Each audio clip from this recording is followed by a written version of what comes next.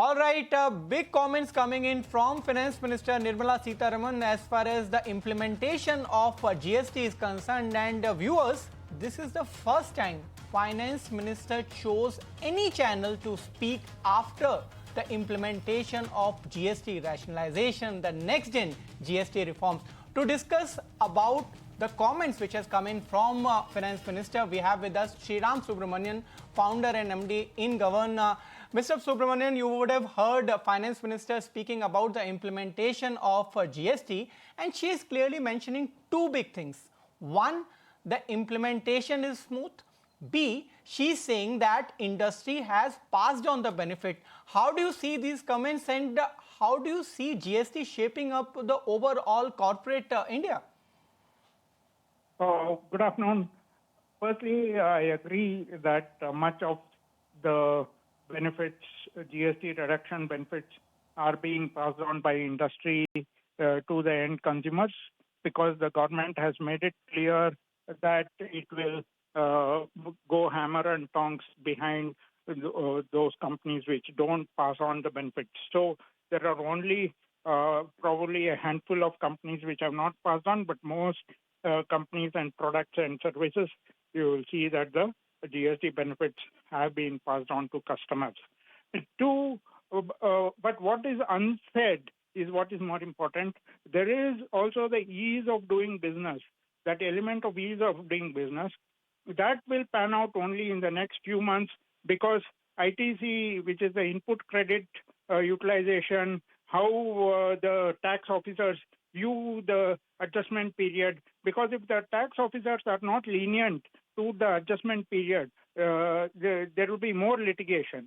Already, automobile dealers, for example, have paid compensation cess, and more than 400, 500 crores is already locked in GST, and that cannot be unlocked at all. So that they are crying, automobile dealers. So it is not clear whether the Automobile Dealers Association will take the authorities to court, because the GST authorities have said that that cannot be adjusted against current GST payables. So from all these perspectives, there will be a period of 2-3 months, I would think, where the tax authorities also need to be lenient. There will be an adjustment period. Everybody has to get used to the filings, etc. That's where the rubber meets the road. Passing on GST benefit reduction to the end customer, that is just a sticker price. That is the easier thing. The actual where the rubber meets the road is when the filings happen on the GST portal, and there is reconciliations, there are errors, and that's when there will be a lot of, I would think, interaction between companies, interaction between professionals who file these and the tax authorities. Point taken, Mr. Subramanian. Whenever new thing come, of course, there are a few concerns which industry has raised. In fact, there are meetings which are currently going on even with government as far as industry representation is concerned. But more importantly, this is the first time you would have seen unequivocally all the industries, be it insurance, be it automobiles, and even the FMCG sector has come out in open and mentioned that yes, we will pass on the benefit. They will figure out how to do so, because there is a inverted duty structure problem. Yes, there were ITC problems, but for now, consumers are at least getting benefit, and there is no doubt about that. Yes, I agree. See, the government has made it clear that this is the bottom line. I mean, in that sense, there is no industry which cannot pass on the GST benefit, to the extent that Mr. Modi, as the Prime Minister of the country, had come on television for a special address to talk about the GST benefit. So the priority of the government was very clear that this is a festive season. The GST benefits must be passed on to the client. So from that perspective, I don't think companies can get away if they are not passing on the benefits to the end customers. Right, Mr. Subramanian, important comments also coming in for banking sector by Finance Minister. But I'll come to you. Before that, we also have with us Mahesh Jaising, partner and leader in direct tax, Deloitte India. Mr. Mahesh, we have had many discussions on GST before it was getting announced, and now it is a reality. Next gen GST is now adopted by consumers as well as industry. Finance Minister is giving important comments and telling exclusively to ET now that industry has implemented this, industry has passed on these rates.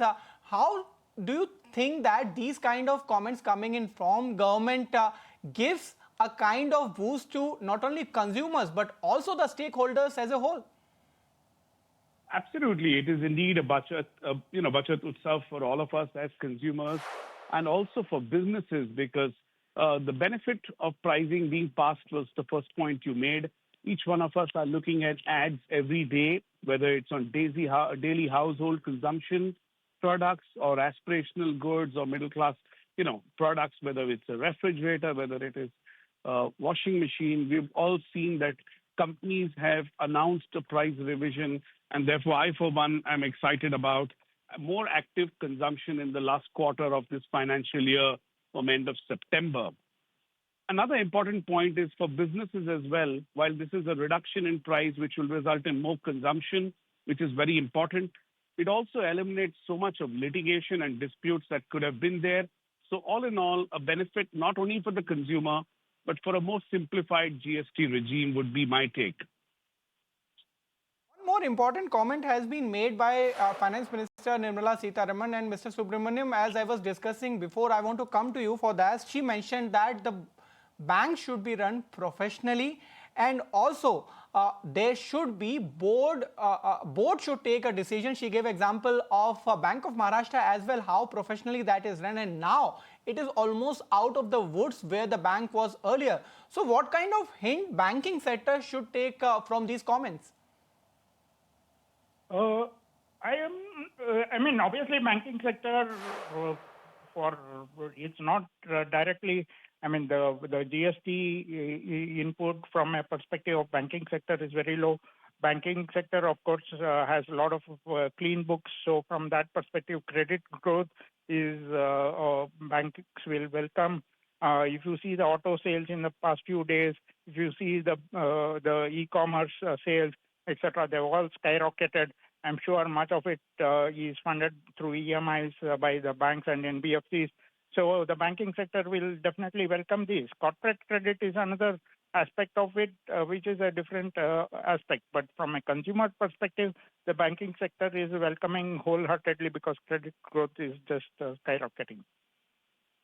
Banking sector is welcoming it, insurance sector is welcoming it, even automobile sector is welcoming it, and there are many other sectors who has welcomed the move, and more than that, consumers are loving it. Mr. Mahesh Jaising as well as Mr. Subramanian, thank you so much for joining at this hour with your views.